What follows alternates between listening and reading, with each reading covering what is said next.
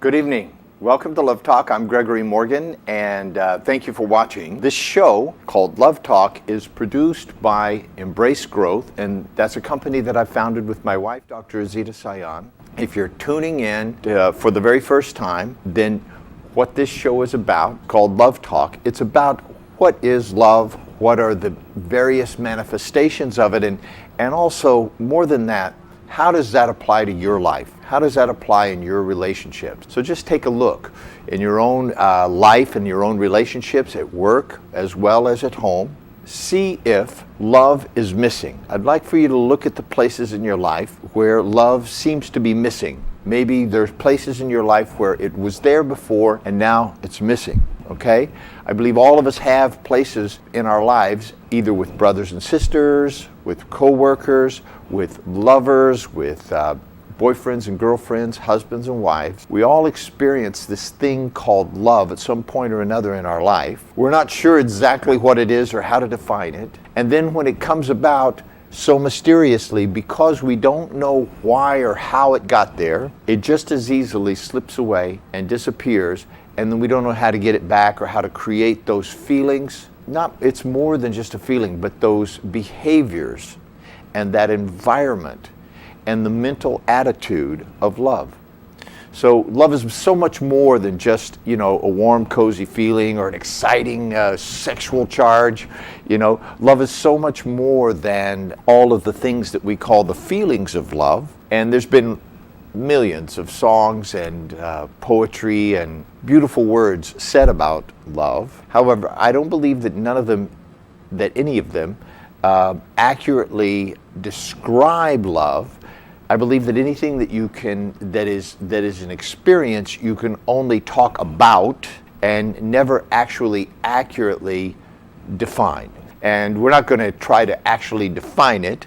However, we are going to distinguish various types of love that you may have experienced in your life, and also some of the ways to create having love in your life. Some of it comes from understanding, but understanding won't get you there. You're going to understand everything there is to understand about love, but you may never have the actual experience of love. We're going to talk about love and understanding. In working with understanding today, I think it would be interesting to address some of the differences between men and women, some of the differences in how we develop as men and how we develop as women. I'm going to focus more on men because, for a couple of reasons. Men are very simple. Men are they're not complicated. They're very simple, and for that reason, it's elegant. And so it's easier to understand in a very real way. It's easier to understand a man than it is to understand a woman.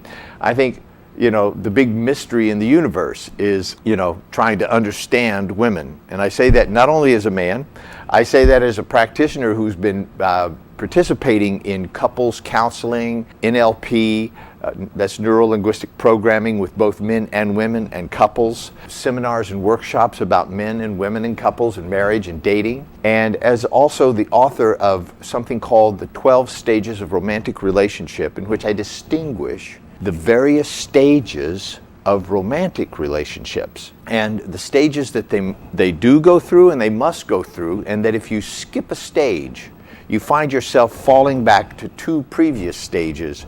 So for example, if you're in the early stages of dating, flirting and dating, and you jump immediately to being engaged, you will have missed a few steps. And what is absolutely predictable is that you will be back flirting and dating before too long. So you don't want to skip steps, okay? People think they can rush things or try to jump ahead, and it is an inappropriate and inauthentic relationship to the reality of their relationship. So I wish I could say that sentence without using the word relationship into it twice. So let's try that again. People have an inauthentic and unrealistic relationship, in other words, process, to the actual stage that their romantic relationship is in. So they think that they can rush over certain steps and stages and get to the marriage part or get to the having babies part You know, some people go from being engaged to having babies, or they never even get engaged. They just go from dating to having babies. They skip marriage, they skip engagement, they skip all the other stages that are in between. They skip negotiating with the family, they skip negotiating about property and finances and religion and all the things that people need to negotiate about if they want to have children that have both parents living in the same house, loving each other for the rest of their lives. If you want your children to have both parents living in the house and loving them for the rest of their life, then there are stages to get to that. So the 12 stages of a romantic relationship is about that. And today I thought it would be a good idea to talk a little bit about understanding men and understanding women. And like I said, I'm going to talk a little more about understanding men. Why? A, because I am a man and they're easier to understand, but B, also because that's a whole show in and of itself. We'll do a whole show on understanding women. How about that? Because I believe that while men don't necessarily understand themselves, they have a sense of themselves, and it's a little easier to talk to men about men, and it's a little easier to talk to women about men, whereas I don't believe that, from my experience of working with women and working with my wife in the women-only workshops, that women have an innate understanding of themselves. I don't believe that it's not so much that they don't understand themselves, it's that they are a mystery unto themselves and to the rest of life. And I think that's part of the beauty of them, don't get me wrong. I think it's the beauty of women is that they're mysterious and a little difficult to grasp and understand. However, there's certain things that are very basic and very primordial as far as being a woman, because whether you're a woman or a man or somewhere in between, you have one thing in common. We have several things in common that make us human beings. Okay? There's the design of human being itself. The physical part obviously differs, but the mental part, very, very different also. The emotional part is processed differently, but we all have some of the same emotions, you see. And then in the spiritual part, we are really one and unified and very, very, very much alike. So I want, you know, if you thought of it like a pyramid, if you will, in the spiritual part being, you know, the higher part of the pyramid, as we come down to the mental part, there begins to be more separation in men and women, how we process our worlds. As we come down a little further, then we get into the emotional part, and it's even further apart. Men and women have very, very different ways of expressing their emotions. And then down to the physical part, obviously, we're complete opposites. So the further closer to Earth we become, the more diverse and different men and women are, the higher we transcend our states, the more spiritual we become, the more we become one, the more we become one and alike. There's people calling in already, so I'm going to go ahead and take a couple of calls. Hello, this is Gregory. You're live on the air. Hi, Gregory. I got a question. It's about a relationship I had. Okay. And it's still, you know, although I'm not in that relationship, I'm a friend with that person. And I got problem with this person because, let me just make it more obvious for you. Yeah. The thing is that I used to live with a man for years. And then I realized that this is not the person I want. So I separated. I left him, but still I kept the relationship like a friend, just a friend. We'll come back to that in a minute, but that was your first mistake. Maybe your second, but... Yes, I got a problem. And the problem is that because of his situation of life, he doesn't want to understand or accept that we are just a friend. Whenever he's got problem, financial problem, whatever the problem is, he still get back to me and expect me to be a person like his partner or something. But I try to be polite and keep things diplomatically, but he doesn't understand. But whenever I shout, I say harder words, he understands and he realizes that, I'm not available anymore. But I don't know what's the problem with this person. How you have to either be that harsh and, No, there's not a problem with that person. Or if you want to be just a normal, polite person, not very nice or soft touch, he doesn't understand and he doesn't want to accept it. Okay, well, I got it. And you think the problem's with him, don't you? Yeah, I think so, but yeah, I think Yeah, so. well, that would be your third mistake. Your first mistake was moving in with a man that you're not married to. Do you know why that was a mistake? Yes, absolutely. But Well, do you really? It was certain situation that... Wait. I'm going to ask you just to answer yes or no, okay? Okay. Do you know why it was a mistake? The reason it's a mistake, for those that don't understand, is that you're giving a man all of the privileges of your grace, your beauty, your sexuality, your presence, creating a sensual environment at home, whatever cooking and cleaning you might have done while you were there, that provided a wife for him with absolutely zero investment on his part. It didn't cost. Absolutely, he didn't have to buy 100%. no wedding ring, no marriage, no meeting the parents, no nothing. Just got a wife for free. Yes. Okay. And that's why I left.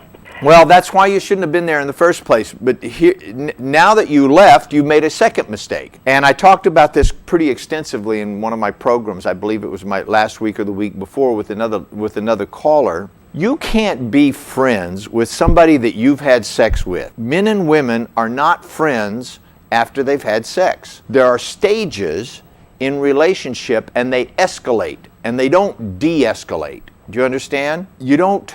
It's not like fire and water and ice. Water has got 4 stages. Ice, right? Liquid, gaseous, right? 3 stages. All right? So so something could boil over and become steam, but it can go back to water, right? Human beings aren't like that, okay? You have platonic, meaning no sex, and those kind of relationships are either with your parents, hopefully, your brothers and sisters, again, hopefully, platonic, no sex, your friends. Now, you're trying to call this guy a friend. You don't have sex with your friends, do you? No. Right. You don't have sex with your friends. Then there's sexual partner. This puts you into another stage of relationship, and you can't go back. It's a one-way ticket, especially for women, and I think especially for men. Once you've slept with somebody, and once you've had that intimate of a relationship, that's there forever with that person. That'll always be there. So the only choice I've got at the moment is just totally break up. Even if I saw him in the road, I have to turn over my head and say, I don't know you anymore. Well, he keeps calling you as if you're his wife. And I don't blame him, because he got you for free in the first place. So maybe, okay, so the sex part's gone and the living with me part's gone, but maybe she'll loan me $100. Maybe she'll help me get out of my financial disorder, okay? A woman needs to, how old are you, dear? I'm in my 30s, sorry. You're in your 30s. Okay. You're in your 30s. You're in the prime of your life. Women in their 30s are not little girls anymore. They're mature women that are prime for motherhood. Now, I don't know if motherhood is something that interests you at some point in the future. Is it? Yeah, oh yes. Okay. Then now, think about this for a moment. You don't have to think very long. Think about how it's somewhat difficult to find a man these days that is qualified to be married. There may be men that want to get married, or men that think about marriage, or men that you could talk into or manipulate or trick into getting married. But I'm talking about men who are mature to the point where they go, wow, I've got a certain amount of money and time and energy, and I want to share my life with a woman because I can afford to. And let's see, I think I'll take this one. And then he starts to make gestures towards you that says, you're the one that I'm picking to be the mother of my children and my wife for the rest of my life. Will you come and participate in my life? That's kind of rare, isn't it? I wouldn't say it's rare because even this person asked me to marry, but like I told you, because I found him kind of immature, kind of person irresponsible for okay, all yeah. the wife. All right, I'm just reminding you that at the beginning of this, I said men who are qualified for marriage. Yes. I said there may be men who will marry you or who want to be married, but they're not qualified to be married. Absolutely. Right? He was looking for a mother. He was looking for a mother, and his relationship to you is one of child to mother. How I know that is that he's trying to borrow money from you. How I know that is that he took you into his home and had all the advantages of a wife without ever coming up with, what would be necessary to make that be a lifelong commitment. Yeah. Okay? So he wasn't qualified to be married, and you wisely noticed that and avoided the situation.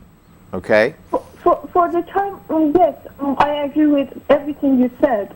Absolutely, I understand and Yeah. I absolutely agree with you.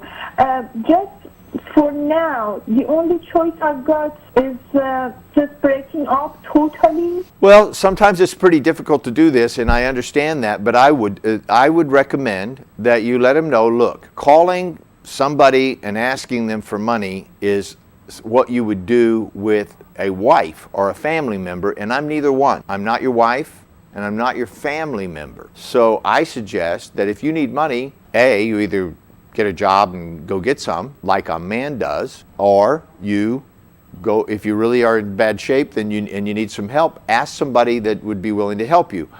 I'm going to ask you to never call me and ask me these kinds of things again. I care about you and I like you, but I don't like saying no to you, and I don't like being put in this position. And if that I tried that. He doesn't, I don't know, he's got bad memory, or it would be beneficial to him to forget things. I think it's better option for him to forget things, because I explained this to him. I said that, look, I'm not your girlfriend, I'm not your partner, I'm not your wife. Even I'm really sorry to say that. I think every single thing, the girlfriend, partner, wife, even the prostitute, even the mattress, they got definition for them, and I'm not any of them. And he doesn't want to accept any of these. Well, then He doesn't want to understand that there is some responsibility for every single option. I just mentioned before. If you choose a wife, you have to put your time, money, your life with that person. That's right. If it's a girlfriend, you have to cherish her, you have to be nice to her, these things. If a partner, things needs to be half and half. If it's a lady just for sex, you have to pay and forget everything after that. But I'm not in any of these criteria. I'm not in any of this area. He expects me, whatever he wants from all of the areas. Well, this is a man who's clearly lacking in boundaries, and again, it's not to beat it to death. He lacks maturity, and he lacks understanding and boundaries about basic things about relationships. And if you've explained this to him a couple of times, and it sounds like from what I hear, you're very articulate about it. You know what you're saying, and you seem to be a self-aware person, then here's the thing. Sometimes you have to cut your losses. Listen, there's people that I cared about a lot who I've had to move on in my life because simply they would not evolve. Okay, they just would not evolve, and I'm in the process of growing and learning and developing myself for the rest of my life. That's my personal commitment. Till the day I die, I'm going to be taking classes and studying and reading books and teaching, and that's what I want to do. Is constantly grow and develop, unending growth and development. That's my thing. Now, if that resonates with you, if you're somebody who wants to grow and develop, and there are people who are attaching themselves to you who refuse to grow and develop, well, then only one or two things can happen. Either they're going to hold you back, or you're going to cut them loose, or they're going to grow. That would be a third thing. They could suddenly go, oh man, thanks for showing me the light. I got it. Where do I sign up? I want to grow and develop like you are. Let me go take some classes and seminars and workshops and, start the process of investing time, money, and energy in my personal self-growth. If what he's doing is sitting back and say, wow, you're so growing and developing and you've got a lot of money too, why don't you help me out? So I've had to do this, and it was one of the more painful things that I've ever had to do in my life, where I've had to tell somebody, look, this isn't working, you know, and I need to disconnect from you because I'm attempting to move on and you're not. And I invite you to really look at where in your life you're stuck, but I can't continue trying to, pull you along with me. He's not that kind of person. Think about things, believing in any understanding, learning, nothing, absolutely nothing. And his life in the real mess, Yeah. Then he earns money, but he, wastes it. And he's in real mess, absolutely mess. I try to help him, advise him, and then I realize, no, it's just waste of time, and it's none of my business.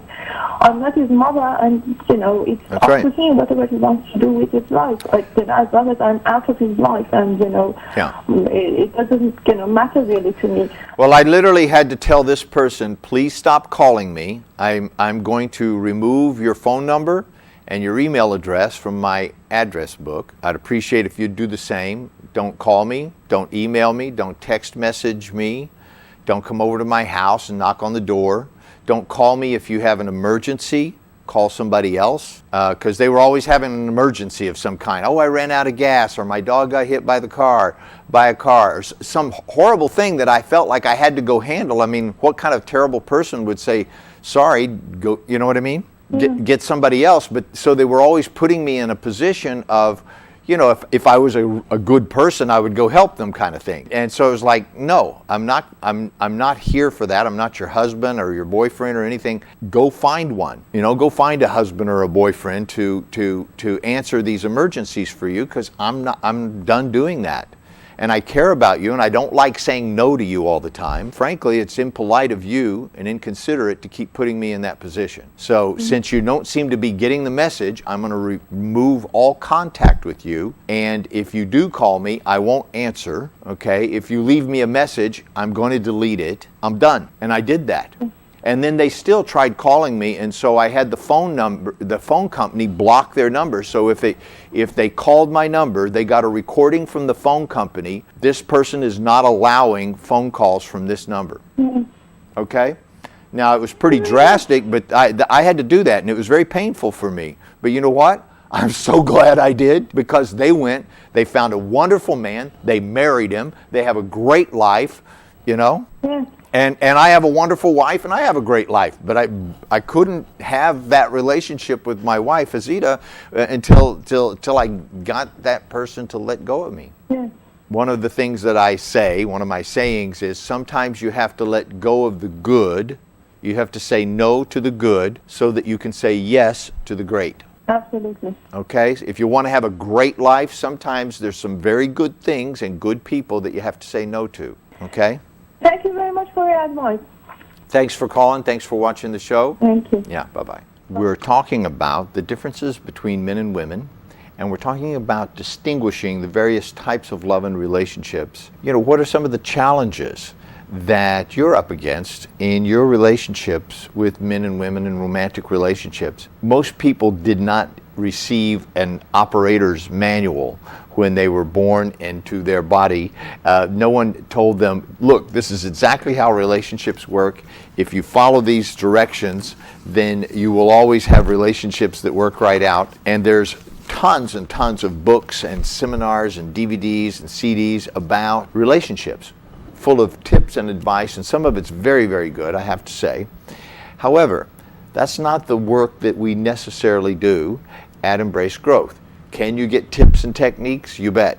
We have lots of tips and techniques and advice and steps and all of that stuff about relationships, but all of it really will not make any difference if you haven't really gone inside and taken the time to really examine yourself. What are your own values? What are your own beliefs? And what are your own principles and standards about love and relationships. In other words, what is it that you stand for in life? Men or women, doesn't matter. Both need to have a purpose to your life that's bigger than your life.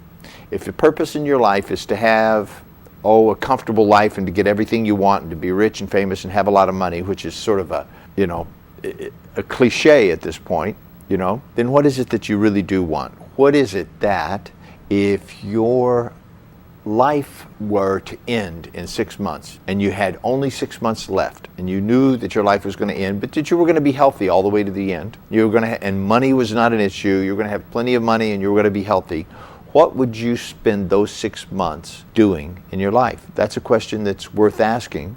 And I propose that each person watching this show get out a paper and write that down. Get out something and write that down. What would I do with my life if I only had 6 more months to live? What would I do? Would you throw it all away? Would you just party? Would you leave some kind of legacy for future generations? What it is, the purpose of your life. Now, is there one purpose for all your whole life? Perhaps. Perhaps you will accomplish that purpose and move on to even greater purposes. I have seen that happen in my own life, where I've actually fulfilled a purpose in my life that had animated my life for the whole first half of my life, and then once that was sort of accomplished and I was satisfied and fulfilled about that, and I felt that I had sort of gotten the job done, I saw a deeper level of what that was about. My life took on yet another meaning, but a greater purpose that I live my life out of. And so regardless of what happens, good or bad, ugly or pretty, in my life, I just keep moving towards that purpose, knowing that there will be obstacles, knowing that there'll be hardships, knowing that there'll be times when it'll be extremely uncomfortable, knowing that there'll be times when it'll be incredibly rewarding. I'm not in it for the reward or to avoid the discomfort. I'm in it to accomplish something in my life, and it gives my life a direction in which now I have the ability to have relationships that I couldn't have before. And so I want very much for you to have that. And so this show is really about talking about what's going on in your relationships and how can I support you and getting what you really need and want out of your life. So I promised you that I would talk about the differences between men and women, and that I was going to focus a little bit on the men today. One of the reasons I want to talk about men today is so that we can begin to grasp a little bit what it is that men want, okay? What it is that men want, and what do they really respond to in a positive way, and what is it that they avoid at all costs, okay? Really, men want very simple things. First of all, they like to play. We're always talking about how men don't grow up, like men are big kids, and there's a certain amount of that that's true. And it's charming, it's a good thing, it's a happy thing. It's great that men like to play and men like to enjoy each other's company and have a great time. So men like to play. I don't think that women know how to play like men do. Men play in a really outrageous kind of way. What I've been seeing in our culture and in our society lately is women trying to play like men play. And it doesn't work. It doesn't work. Men play rough, men play rude, men play in a very, very different way. So men like to play. On a deeper level, men want to be respected. So it may seem, well, they want to play, but they want to be respected. Well, they want to do good. Men need to do good in order to feel good. So they need to do something in their lives that they feel was a good thing, that benefited other people, it could benefit just one person, but they feel good about that. And men need to do good in order to feel good. When they feel good, they like to play. And they want to be respected for their thinking, for their guidance, for their planning. They want to be respected. So to a man, when he feels respected, he feels loved. For a man to feel loved, he needs to feel respected. I've heard women say, well, I love him, but I don't respect him. No, you don't. If you respect him, that's how you love him. And then the other thing is that men want to be accepted for who they are and what they are. They don't want to be criticized. They don't want to be renovated or reinvented. A lot of women will take men, like my previous caller perhaps, will take on a relationship with a man. He's like a fixer-upper. It's like an old house or it's like a house that's a little run down or doesn't quite have it together, but they love to fix them up, right? And some women, younger women, and older women too, will take on a guy and fix him up. They want to fix him up. Men do not want to be fixed up. They don't want to be renovated, okay? They don't want to be your construction project. Like, I'm going to make a good man out of you. Now, an honorable man, a man who doesn't need to be fixed up, is wise enough to know that his wife, girlfriend, lover, this person who is wanting to contribute to him, is wise enough to know that he'd be a fool not to take her contribution, not to be contributed to by her contribution. However, if it comes across like criticism, being put down, overanalyzed, something wrong with him and you're going to fix it, he will avoid that because that's all very, very disrespectful. Remember, men's primary way of expressing love and receiving love is through respect. You respect a man, and one of the ways you respect a man, ladies, if you want to make a suggestion to him, if you want to make a recommendation, if you want to make a request, then here's how you pay respect. Respect is shown through one's actions. It's not some kind of interior feeling that you have, although you may have this feeling, but how you show respect, okay? How you show respect is you don't talk when he's talking, you listen, and then you respond responsibly, okay? If you have a suggestion that you would like to make to him, it goes like this. I have a few things that I would like to talk to you about. Would now be okay? So, you've just stated your purpose and you've asked permission, okay? I have some suggestions or thoughts about XYZ. Would you like to hear them? Once again, you're saying, I have some recommendations or thoughts about a certain area in your life or something, maybe finances or whatever, that I would like to make. Would you like to hear them? That's asking permission. That is, again, showing respect. You see, you're leaving it up to him to say yes or no, now's not a good time, or something like that. If he says no, I do not want to hear your suggestions or thoughts, then you need to drop it, because then to force anything after no is what's called social rape, okay? Anything after no, whether it's a woman saying no, for whatever reason, ladies, after you said no, do you want somebody to insist or to be pushy? I don't think so. That's called rape, okay? Now, it doesn't have to be sexual rape. It can be mental rape, social rape, emotional rape, okay? These are all valid forms of forcing one's will upon another. So men don't like to be raped either, okay? If a man says, no, I don't want to talk about this, or no, now's not a good time, or no, I don't really want to hear your thoughts and recommendations about my business, about my finance, about how I dress, or about how I drive my car. If he says, no, I don't really want to hear that, then ladies, if you want to have a romantic relationship with a man where he feels loved and respected, that's the time to close your pretty mouth and not offer your infinite intelligence at this time, okay? On the other hand, he may come around and ask you for that. But if you ask permission, I have some suggestions I'd like to make. Would now be a good time? Yes. I have some thoughts that I've been thinking and I'd like to offer them to you, or recommendations. Would you care to hear them? Yes. Great. Now he has given you permission to make recommendations to him. This is not permission to start criticizing him, putting him down, or invalidating him. Men want to feel appreciated. One form of respect, if you will, respect is quite distinct, but one of the forms that it takes is appreciation. You know, men are making little sacrifices all the time in order to be with you. They put aside their own wants and needs and desires. They put aside money. They put aside time. They put aside things that maybe they might want to do in order to please their woman, in order to make her happy, in order to show her care and to show her love.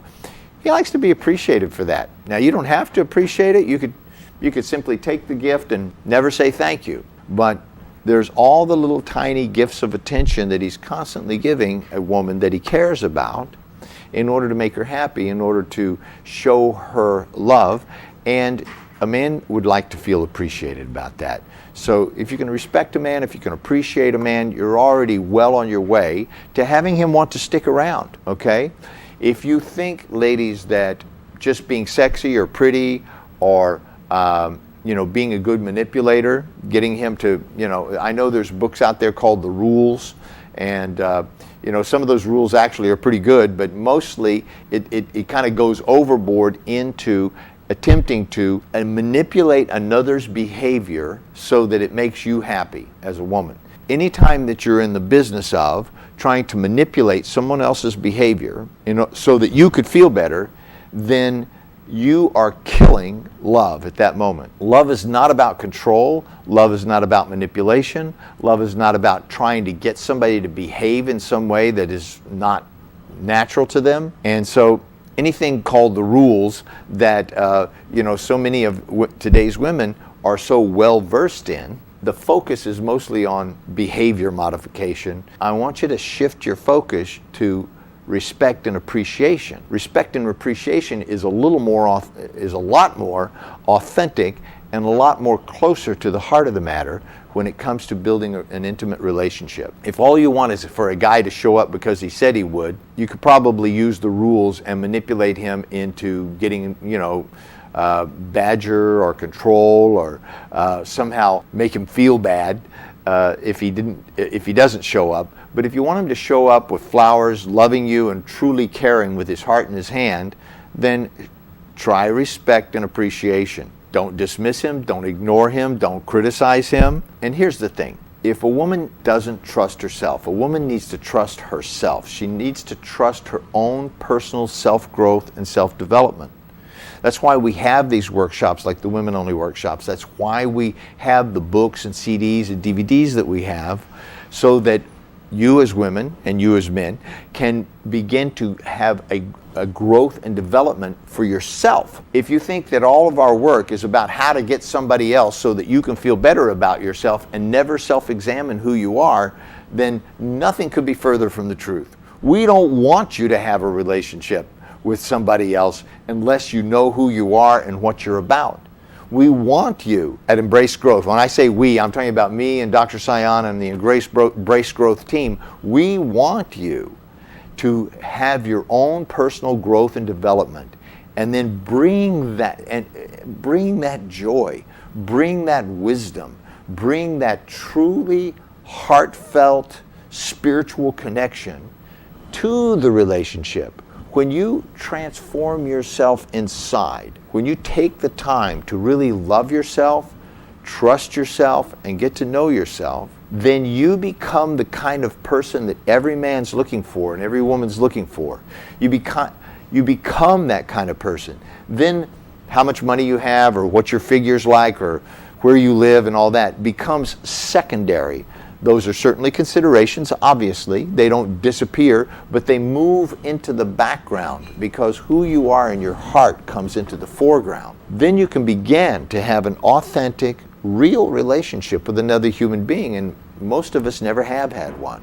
Most of us have had maybe brief moments of connection. In that moment, maybe it was so electrically charged that we couldn't distinguish between the biochemical reaction of sexual chemistry. When you have that reaction, it's very difficult to distinguish what's really love and what's just all my hormones firing and every synapse in my body's firing and I have a tingling sensation. I must be in love. I felt weak in the knees.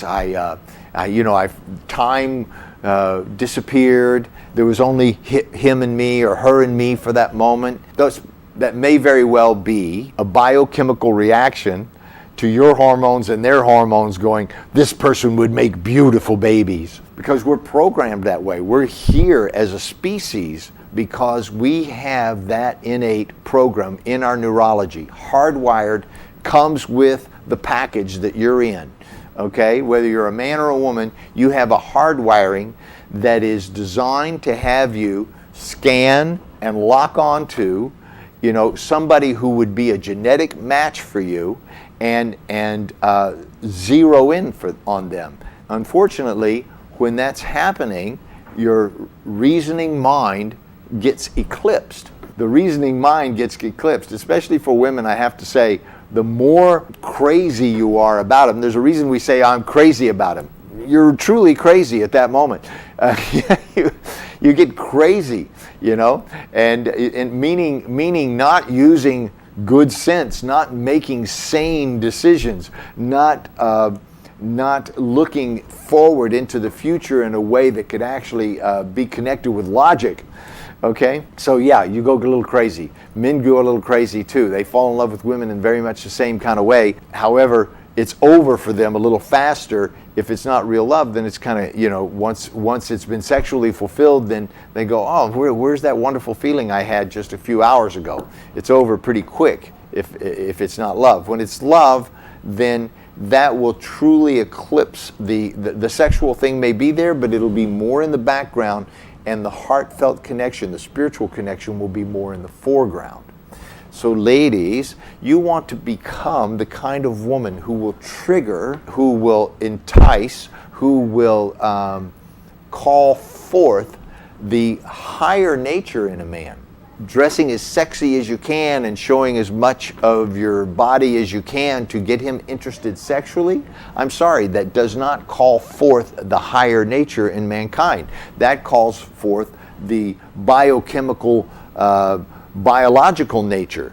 You know, give any man a sexy enough image in his mind, and he will respond to that in a sexual way.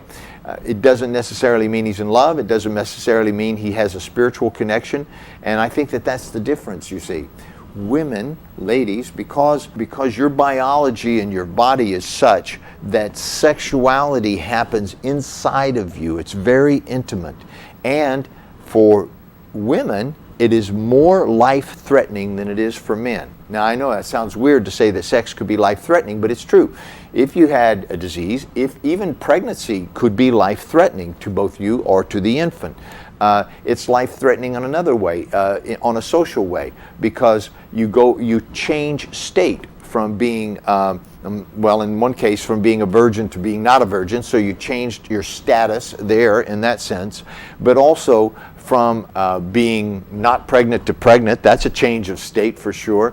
But the other thing is from being single and available to being a mother. It's a state change. In other words, for women, it's a much more serious proposition to have sexuality is a much more serious proposition. And for that reason, women have developed over the billions of years to be more selective.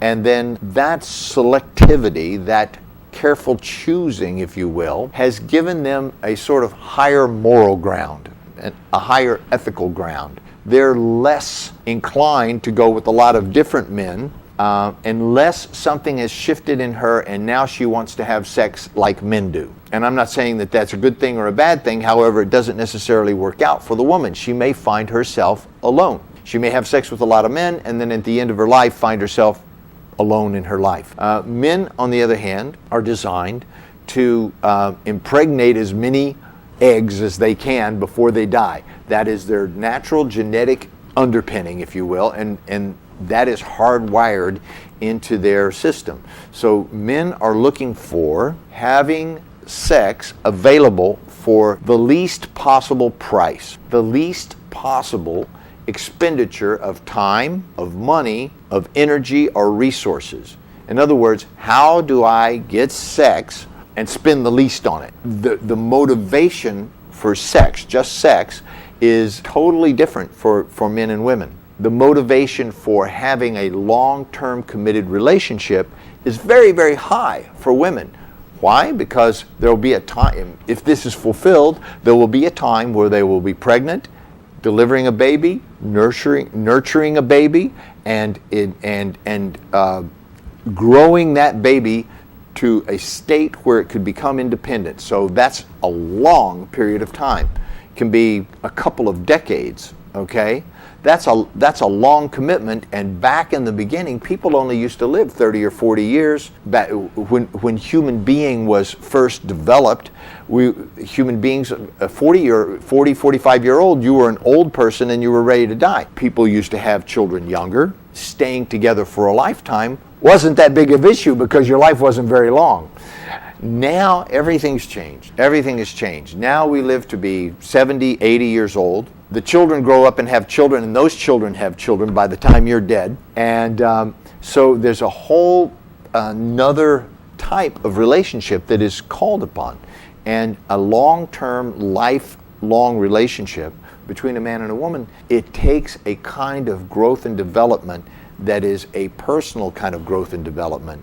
In other words, you need to trust yourself. You need to know what your life is about. You need to be moving in the direction of fulfilling your life. Today, you know, if in the past people used to die at 40 or 45, today, for a lot of us, life is just getting started. Today, we are seeing people who are in their late 30s and early 40s who are still interacting and dealing with life, dating and stuff, like as if they were in college or high school.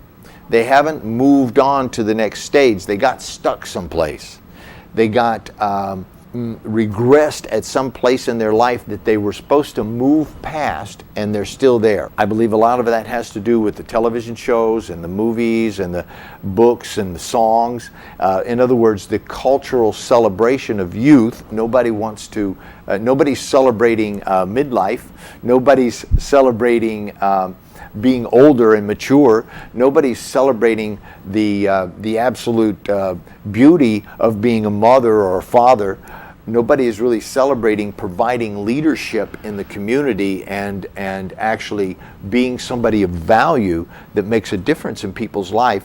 You don't see anybody really celebrating that, you see. Mostly what people are celebrating is unabashed, unbounded, undisciplined, if you will, partying, smoking, drinking, drugs, sex with a lot of different partners. Fine. I lived through that in the 60s, okay? I'm a child of the 60s. I had all of that in my life during the 60s. I wouldn't want to have it any other way. I certainly have no regrets. I saw how that turned out for a lot of people from my generation. You know, there's a lot of people from my generation who moved on to grow and develop, and many, this generation is leading corporations and companies and countries all over the world. So it grew, it developed, it became something else. What we're seeing now, I don't see these people even growing past a certain stage of party time. Or the other thing that I'm seeing, and a lot of it I'm seeing in the Iranian culture, is people getting married too soon, like they're still in their 20s.